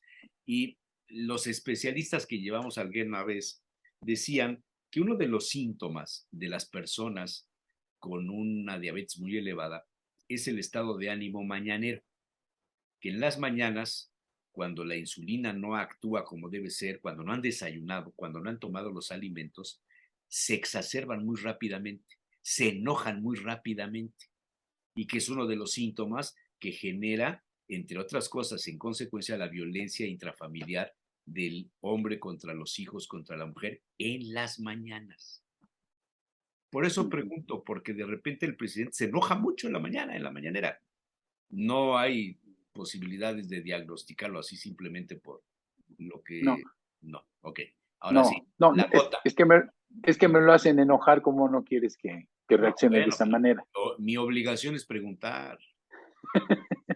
Oye, ahora voy con la gota. La A ver, gota en la el gota. pasado y en los libros se hablaba de que era una enfermedad de reyes, Es la enfermedad de los dragones.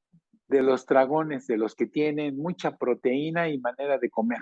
Y entonces, En los que comen bien. sí, y el rey nada más se sufría lo de la gota y el pueblo pobre, pues no tenía nada que comer y no tenía mucha proteína. Carlos V murió de gota. Sí, Básicamente son los que comen mucha carne roja, ¿no? Demasiada carne. No mucha proteína. solamente De eso, proteínas. camarones, sesos. Por cierto, el domingo me comí unos tacos de sesos buenísimos. Cosas de Tú siempre antojando. No, pues es lo que uno come, lo que Sí. come el pueblo, Pero comer mucha Oye, carne roja, pues la carne roja está cara y además el señor presidente no tiene dinero para eso. Pero, sí, no. pues a lo mejor ahí los tamales de chipilín, y la masa ahí. La gota, ¿cómo se manifiesta? Bien, es un problema también endocrino. Nosotros tenemos nuestro metabolismo y lo voy a poner como el triturador. Cuando tú tienes cierta edad, 20 años, lo que comas lo trituras. ¿Para qué es la proteína? Para formar músculo. Son como los ladrillos. Y entonces tú te pones fuerte, tienes músculo, construyes esa musculatura a través de la proteína. Cuando pasa el tiempo y ese metabolismo cambia, y ahora el triturador se va a la mitad de molienda y tú sigues comiendo el kilo de proteína como cuando tenías 20 años, ese medio kilo sí se va a la musculatura y el otro medio kilo se va a ácido úrico, se degenera y se convierte en ácido úrico. Por lo tanto, tú puedes tomar medicamentos para bajar el ácido úrico, pero la única manera de corregirlo para siempre es bajando la cantidad de proteína, porque tu molienda ya son medios kilos. Entonces tendrás que bajarle la cantidad de proteína. Y de ahí, si sigue creciendo ese ácido úrico, se convertirá en gota. Te duelen tus huesos o te duele la rodilla. El alcohol es un precipitante del ácido úrico. Espérame. Salió un comentario por ahí de uno de estos que se burlan del presidente, que dijo, es que tiene un problema en la rodilla que no se ha querido atender. Quizá esto a lo que se refieren es la raíz sea la gota, estos cristales, ¿no? Que se forman los cristales de ácido úrico. Oye, pero un hombre que se pasa parado en la mañanera de las 7 a las 9:30, cuarto para las 10 de la mañana, no puede tener gota. No puede tener problemas. No aguantas. Problemas de menisco. No aguantas. No sé si lo vieron caminar en el Grito. Sí. En el Grito, ¿cómo camina? Porque el pavimento no está parejo, ya lo dijo. Pero el piso no está parejo. Pero sí estaba en Palacio. Sí, pero es impresionante lo que aguanta parado. Yo no lo aguantaría. Tú no sabes la cantidad de obras que hicieron en el pasado los neoliberales. Entonces, pues dejaron el piso medio ondulado. Sí, y así camina, ¿no? De un lado para otro. Como pues que es que así caminan las personas de su edad. Sí, claro. Pero, a ver, ¿cuántos años tiene el señor presidente? 69, Tampoco... a mucha honra. Bastante, y bien vividos. 69. Nosotros no nos movemos así. No tenemos el ritmo de trabajo que él tiene, definitivamente. No aguantaríamos ni un cuarto, vaya. Te voy a decir que hace muchos años un candidato a diputado federal por el distrito de Tepeaca, Sacramento Jofre, líder campesino, tenía 89, 90 años. Y lo nombra la CNC el candidato, y Óscar Aguilar González, que era un jovencito de la CNC, o creo que no era ni de la CNC él, era un jovencito. Todo el mundo felicitó a Óscar Aguilar porque era el suplente de don Sacramento Jofre. No, pues mi querido Óscar, te van a pagar la campaña, va a salir él para pedir el voto. Tú ahí atrasito, y pues, quién sabe si tome posesión, hermano, quién sabe si acabas de ser diputado. Don Sacramento acabó la diputación, siguió viviendo, recibió la vitamina más importante, la vitamina P, el poder. O sea, las condiciones físicas, según las filtraciones de Guacamaya, como quieras llamar, no son un impedimento para que el presidente esté vigente ni para que tenga un desempeño mental. No digo físico, porque en lo físico, pues todos ya tenemos una edad en la que quién sabe si aguantemos lo que él aguanta. Pero de aquí arriba no hay ningún impedimento. No. No, doctor, digo. No. Yo lo veo bien. Sí. Un poco lento, pero como siempre, pero bueno, de unos años para acá. Pero bien. Antes mencionaba, espérame, antes, cuando era candidato, entre nosotros los médicos decíamos que tenían ciertas ausencias, porque de repente se quedaba así como que... ¿No será como que agrede el asunto para...? Pues no sé. Para pensar bien lo que va a decir. Claro, sí. No, yo te pongo 20 años atrás y hablaba rapidito.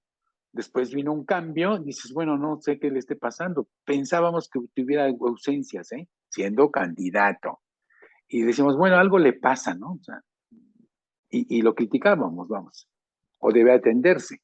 Y sí, efectivamente, o sea, todos tenemos nuestras propias enfermedades, pero nada que no pueda controlarse y seguir siendo presidente.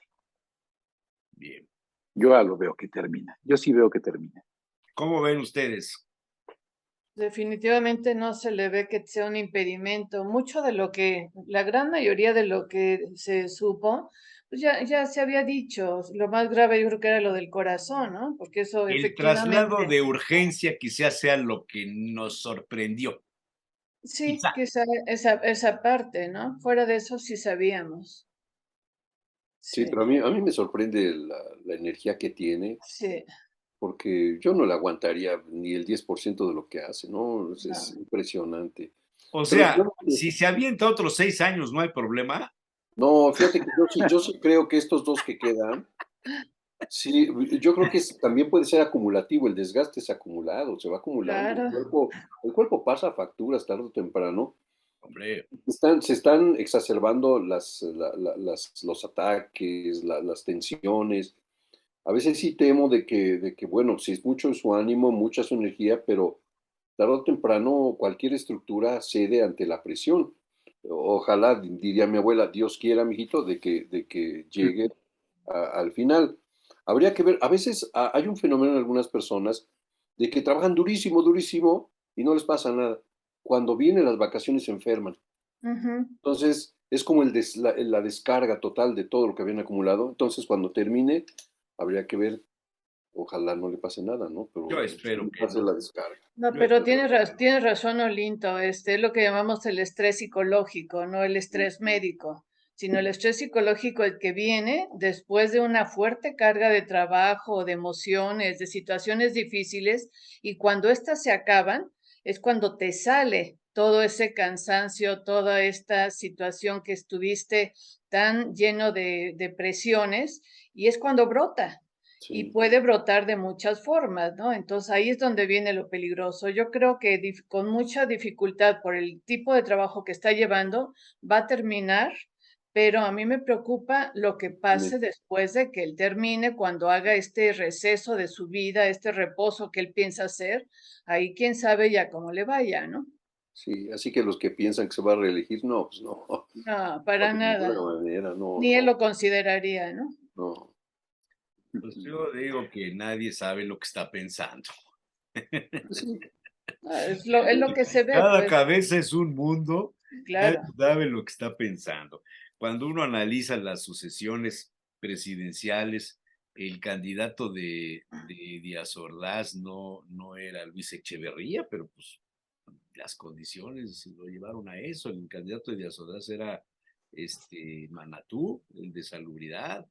El candidato de Luis Echeverría era a lo mejor Mario Moya Palencia y no lo fue, ¿no? Fue Miguel de la Madrid, y el de Miguel de la Madrid quizá muchos pensaban que sería Bartlett y no lo fue Carlos Salinas, y el de Carlos Salinas era Colosio y que se lo matan, entonces tuvo que entrar Cedillo, y el de Cedillo dijo yo mejor no tengo candidato, y entonces ganó Fox, y el de Fox ¿quién era?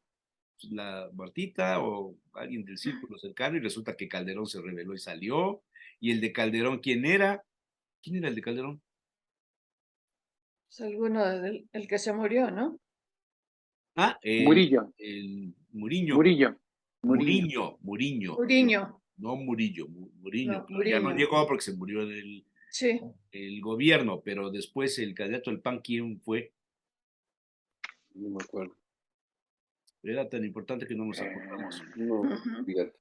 Y ganó Peña, y el candidato de Peña, pues tampoco pudo. Entonces, al final, en la decisión final del presidente, si es que todavía existe este escenario donde los presidentes dejan al sucesor o hacen todo para que sea fulano de tal, pues quién sabe si el candidato o candidata del presidente aguante, y las condiciones del país y todo lo que está pasando van a provocar que tomen una decisión en otro sentido. ¿Quién sabe? ¿Quién sabe? Sí. Y quién sabe cómo se vengan las cosas. Primer informe de la rectora. Estamos grabando hoy en martes, entonces no podemos Sí, comentar nada, pero creo que todo lo que se ha dicho de la rectora me parece que se ha recuperado mucho la presencia académica de la claro. rectoría de la universidad, ¿no? Sí, sí, hoy a las 11 de la mañana es el Sí. informe, hoy martes. Sí, la verdad, fíjate que Nada yo te más que puedo hoy es decir que jueves, esto se ha visto. estamos pasando en jueves, no confundir al auditorio. No, pero es que acabas de decir que estábamos grabando el martes. Sí, pero digo, dices hoy a las 11, no, el martes fue a las 11 de la mañana el informe. Bueno, déjame decirte lo que hemos visto en mi facultad. Yo estoy en la Facultad de Derecho Muy bien. y efectivamente ahí ya se notó los cambios a partir de que llegó la rectora, ¿no? Para que se den una idea, habíamos tenido, independientemente de la pandemia, que pues a todo el mundo nos llevó a las casas y a ausentarnos, antes de la pandemia, había un relajamiento en todo, es decir, la Facultad de Derecho tenía un prestigio impresionante toda la vida. Empezó a decaer, ya tiene varios años que fue decayendo, los reconocimientos que tenía la maestría y el doctorado se vinieron abajo y empezó a subir ahorita el nivel muy interesante, ¿no? Tenemos conferencias de alto nivel que vienen ponentes, por lo menos estamos teniendo 4 eventos a la semana. Y Wow. todo esto es apoyado por rectoría. Ya tuvimos el primer congreso de la licenciatura de criminología, que había sido uno en el 2010 cuando se formó la licenciatura. De ahí para acá no había congresos como tal, había Semana de la Criminología y cosas, pero en este momento estamos en un auge y ahorita nos acaban de meter a los maestros, bueno, de ofrecer a los maestros un curso taller de redacción de artículos científicos.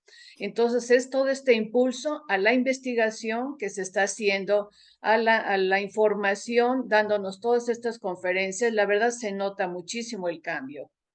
Sí, lo que yo puedo decir desde lo que veo, ¿no? Está bien, muy bien. ¿Algo más? Se nos va el tiempo. No, pues No, creo que ya. no, nada Doctor. más que la Ya, perfecto. gloria. Otro tema, ¿no? Vamos a ¿Cuál? vacunarnos, dice. Doctor Gómez. No tengo otro tema. Bueno, Aida. No, suficiente ya. No, ya no. Conste, no luego digan que no los dejé hablar. Que se levante un acta. Ok. Dice, todavía tienen 5 minutos. 5 minutos. No, pues continuando con lo que decía Ara, me parece que sí es importante que la universidad recobre pues mucho de sus fortalezas, de su fama de una institución de un sentido democrático, vamos a ponerlo así. Yo me he alejado mucho de cómo está, precisamente a raíz de pues, las rectorías, los rectorados últimos, pues, realmente no me interesaba. Pero me comentaba un doctor en economía que en el ámbito de su disciplina, las cosas también se están poniendo de manera interesante. Hay propuestas de carácter ya no orientado otra vez algo con el tema de la derecha, sino con temas ya más de discusión, de crítica, de reflexión hacia los ámbitos sociales, económicos, en una esfera mucho más amplia, mucho más aguda, de crítica, y él se preciaba de que dice, bueno, esto está dándole un nuevo aire a la universidad de una manera muy prometedora. Así que, wow, pues parece ser que ojalá en todas las áreas de nuestra amada universidad, pues se recupere a muy buen nivel, ¿no? Pues sería maravilloso, maravilloso. Por lo menos no han salido, no se ha prestado este periodo, este año de Lilia Cedillo, no se ha prestado a estos comentarios que se daban en el pasado de corrupción, de Sí. Claro. de asuntos donde se ponía en duda que el papel del rector era el de dirigir a la academia, sino el de aprovecharse del cargo para hacer negocios. Ese es un asunto Sí. que no aparece en ninguna parte, ¿eh? Claro. De hecho, Bueno, lo el otro- comentábamos, ¿no? La semana pasada, cómo se ha notado el cambio en la actitud de la rectora, ¿no? Sí. Y hacíamos en función de la carrera que había pasado, que bajo la lluvia el sábado anterior, Sí, había sí, sí, ella sí. encabezado la Sí, carrera con todo su gabinete. así O es, sea, no estamos aquí de adorno, no estamos para llenarnos de así es, cosas, ¿no? Sino así para es. mostrar el Sí. trabajo y somos los ¿Puedes, primeros en puedes hacerlo. pasar a la rectoría pasado mañana? Me parece muy bien. Quiero decirte que Ahí yo hay trabajé con la rectora ahí hay un hace mucho recuerdo para tiempo. ti. Hay una Qué foto ahí de la... No, interesante. no, no. Yo la conozco porque estuvimos trabajando un programa juntas. Entonces, la verdad es una Ya, persona que te muy vayan haciendo comprometida. vicerrectora, ¿no? Oye, ¿ella qué estudió? ¿Qué Ella es bióloga, Bióloga. es bióloga, A sí. ver, antes de despedirnos, porque el doctor Víctor Gómez, yo creo que va a querer comentar este tema. Las elecciones en el Comité Municipal del PAN, donde perdió el grupo de Saldívar, Genoveva Huerta y de Eduardo Alcántara Montiel. Eduardo Rivera parece ser que se sale con el triunfo a través de la persona de Jesús Saldívar. Para muchos este es un asunto que ya trae en consecuencia que el control del PAN lo tiene Eduardo Rivera, y hay alguna columna por ahí que dice hoy: Genoveva Huerta perdió su última batalla. ¿Cómo sí, ves? pareciera que están retomando otra vez, ¿no? Sus aires. Esperemos que sí, que Sí. sea efectivo y que dé por resultados. Y espero que no se desvíe de la presidencia municipal, que haga su labor en lugar de estar haciendo política. Ay, güey. Ahora, Lalo Rivera convocó a un asunto de suma de todos los partidos políticos en aras de una candidatura para el gobierno del estado, donde esté el PAN, el PRI, Movimiento Ciudadano, el, el, el, el PRD, Compromiso por, ya no sé todos los nombres de los partidos que hay aquí en el estado. Convocó a una gran alianza. ¿Cómo ves eso? Pues bueno, él está haciendo su movimiento. Yo creo que es conocido en Puebla Capital, pero no en todo el estado. Yo creo que la fórmula sería Tere Aranda, ¿no? Para la gobernatura, y este muchacho, se me fue su nombre, Riestra como para la presidencia municipal, ¿no? Me gustaría como esa fórmula verla y ver nuevos personajes en el movimiento y que no venga lo que tradicionalmente, ¿no? Tengo el poder y vuelvo a subir al poder. A mí me gustaría como nuevos rostros últimamente. Y yo creo que Tere Aranda sí ha participado, ha tenido movimientos en el Estado, tiene presencia en el Sí, Estado sí, y pero Riestra como alguien joven. espérate. Ya sabemos que tú estás con Tere Aranda, pero bueno, como Aida está con Lilia Cedillo y como etcétera. Bueno, a ver, Rivera convocó el domingo después de la elección de Jesús Saldívar a que su partido, el PAN, que él controla, Eduardo Rivera, le abra la puerta a Movimiento Ciudadano, a Pacto Social de Integración, el PCI, a Compromiso por Puebla y a los sectores sociales para ganar la gubernatura del estado, dando por hecho que el PRI va a sumarse y que el PRD estará sumado. Este es un asunto de una mega coalición como lo hizo en su momento Moreno Valle. O sea, le aprendió. ¿Eh? Le aprendió. No, no sé si le ¿Verdad? aprendió, pero vamos, eso es lo que están manejando como una posibilidad donde el candidato sea representante de todas estas fuerzas políticas para frenar a Morena. ¿Y si el candidato del gobernador fuera Rivera? Pues mira, me parece como que mucho juego, ¿no? Que se ha dado en el pasado. Se ha hablado de que el señor gobernador ayudó para que fuera presidente municipal y pareciera como que es parte del juego político, ¿no? Morena tiene la última palabra que dar y él va a poner a su candidato. No creo que la salida sea por Rivera, aun cuando se maneje eso actualmente, ¿no? Yo creo que va a ser alguien más, con más presencia y obviamente que sea fiel a Morena, porque a ellos les gusta mucho eso. No fiel a ¿No? Morena, fiel al gobernador, leal al Bueno, gobernador.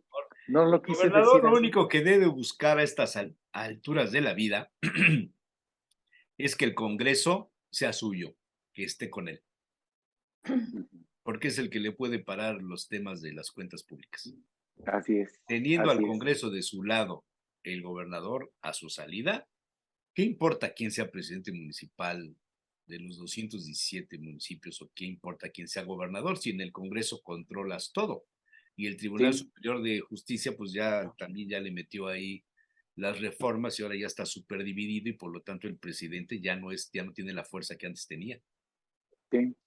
Y es un tema que Rivera no lo tiene muy lejano, ¿no? Lo que vivió con Rafael, Así es. lo vivió con Rafael, entonces Así puede es. repetirse otra vez la Así historia. es. Entonces, Así es. pues mucho cuidado.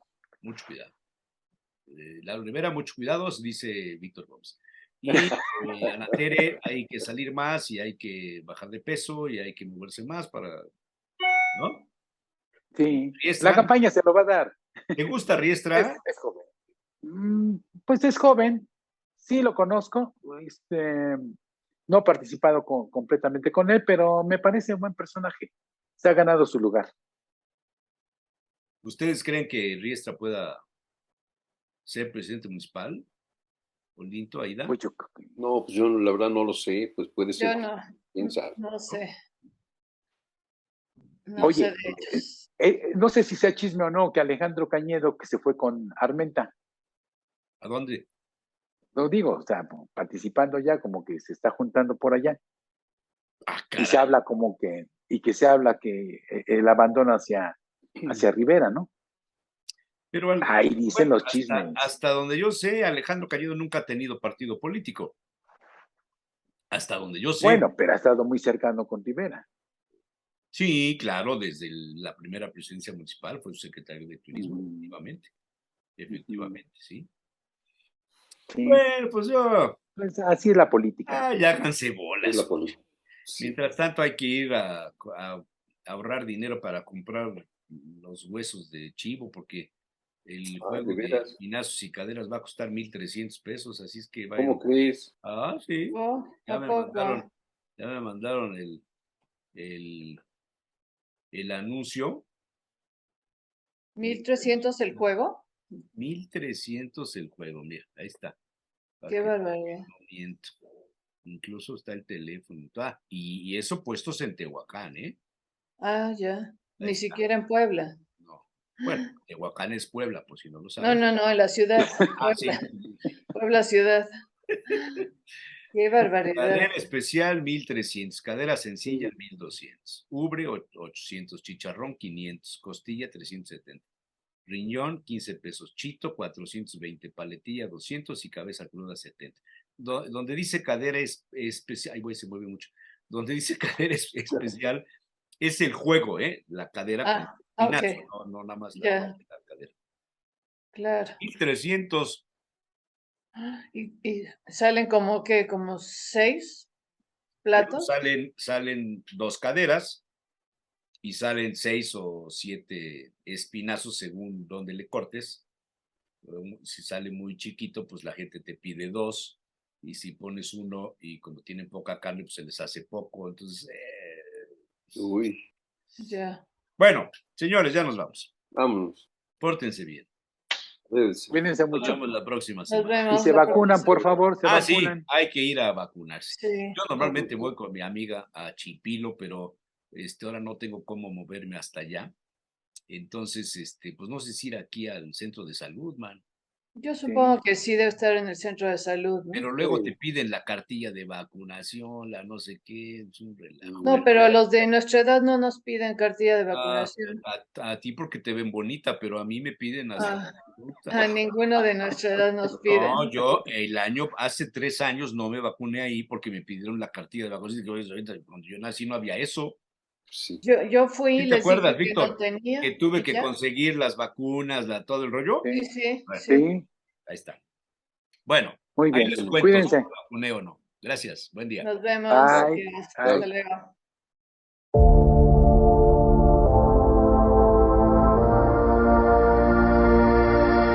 Los periodistas.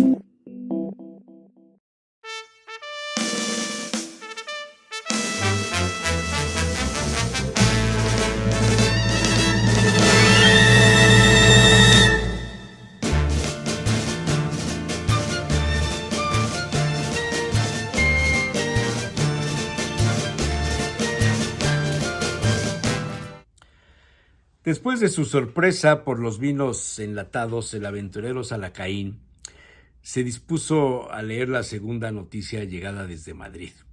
Al menos parecía más agradable y digna de evaluar bajo la óptica de la gastronomía. Vinavin es una entidad con prestigio en España con sede en Córdoba y los socios y amigos de la agrupación se han dado a la tarea de buscar la mejor vinagreta bajo el juicio y opinión de un jurado encabezado por Almudena Villegas, la gran conocedora, investigadora, escritora de gastronomía, seguida por varios años en sus lecturas por el mismísimo aventurero. Mucho había aprendido de ella y de sus libros. Un asunto muy delicado hablar de vinagretas a estas alturas de la vida, con tanta modernidad, pero con absoluto respeto a los ingredientes básicos. La convocatoria de Vinavin es para una veintena de vinagres europeos, principalmente españoles, y unos 12 aceites de oliva. ¿Cuánto daría Salacaín por estar presente? Por lo menos en la audiencia, para conocer y quizá probar las mezclas hasta conseguir una vinagreta, digamos, perfecta. En su origen, el vinagre, la base de la mezcla, se empleó como un elemento de conservación desde el Paleolítico Superior, según los anales históricos de la alimentación. Algunos autores sospechaban del desconocimiento de la cultura egipcia sobre el vinagre, pero la actualización de las investigaciones ha situado a ese país como uno de los más antiguos en el empleo del vinagre de cerveza. Se han localizado restos en las tumbas faraónicas.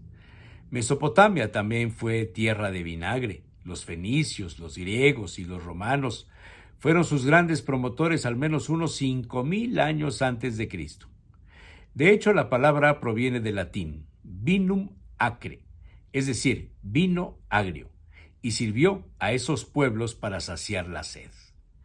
Era común preparar una mezcla de vinagre de higo y uvas. Los legionarios, por ejemplo, le llamaban posca a una especie de agua tónica donde se mezclaba el agua con el vinagre. La concepción del vinagre siempre ha estado relacionada con la higiene. Fue útil para desinfectar y por tanto para conservar alimentos, pero también para los cuidados de la belleza y como agente para frenar la peste. Una leyenda en Francia habla del vinagre de los 4 ladrones. La ciudad de Toulouse fue presa de una epidemia de peste entre 1628 y 1631. En consecuencia, los cadáveres eran enterrados en el bosque, lejos de las zonas habitacionales. Pero un día, el pueblo descubrió a 4 ladrones saqueando las pertenencias de los cadáveres. Fueron detenidos y juzgados. Los ladrones, para salvar la vida, ofrecieron una fórmula mágica para protegerse de la peste, pues la pregunta había sido ¿cómo ellos, al tocar los cadáveres, no se contagiaban? Y revelaron el secreto. Los ladrones se embarraban el cuerpo de un vinagre elaborado por ellos mismos con hierbas silvestres. Incluso le daban un trago al vinagre antes de tocar los cadáveres. Los médicos de la época descubrieron así los efectos del vinagre contra la enfermedad, pero los ladrones fueron ahorcados. Esta, entre otras anécdotas, le abrió el paso a la costumbre de consumir el vino agrio. Es el líquido derivado de la fermentación acética, primero improvisadamente con la salvedad de una premisa: usar un buen vino para hacer un buen vinagre. Por tanto, en Francia, la producción y uso del vinagre recibió beneficios hasta cuando apareció Louis Pasteur.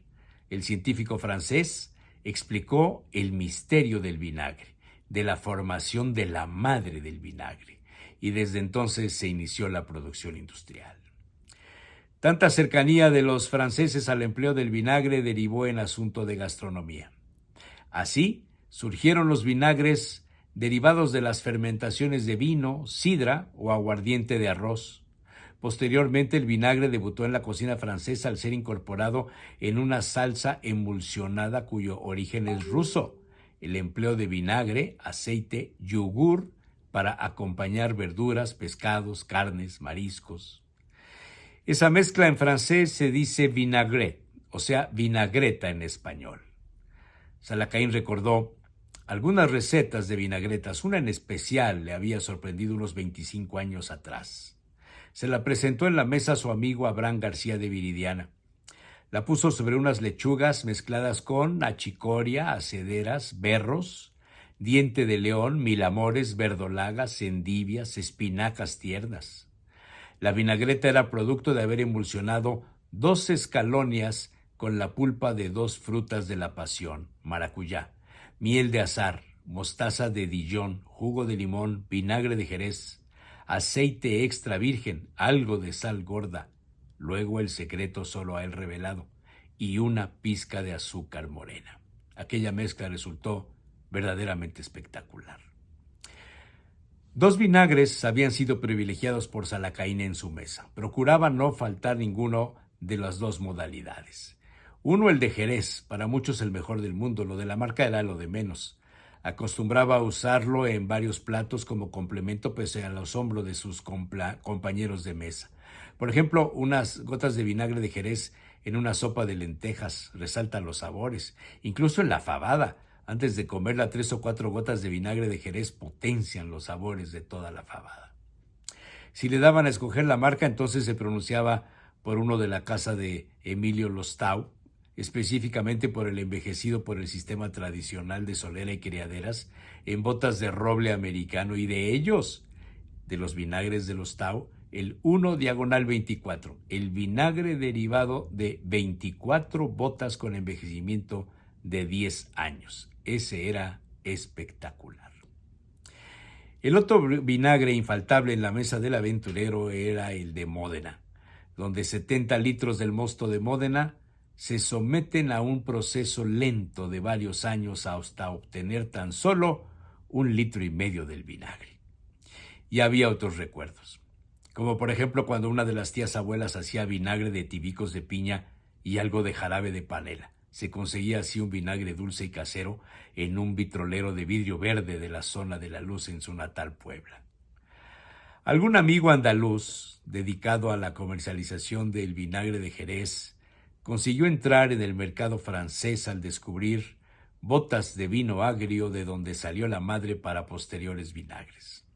Un día, de camino a una venta cerca de Córdoba, aquel amigo le dio un consejo. Cuando te sobre algo de vino bueno y quieras convertirlo en vinagre, vacíalo en un frasco de vidrio amplio y le pones un trozo de carne picada. Te sorprenderá cómo se forma la madre. Aquel día Salacaín disfrutó de un par de huevos fritos en la comida con un chorizo a un lado y un pan de hogaza, vino de la región y unas gotas de vinagre de Jerez sobre los huevos. Pero esa es otra historia.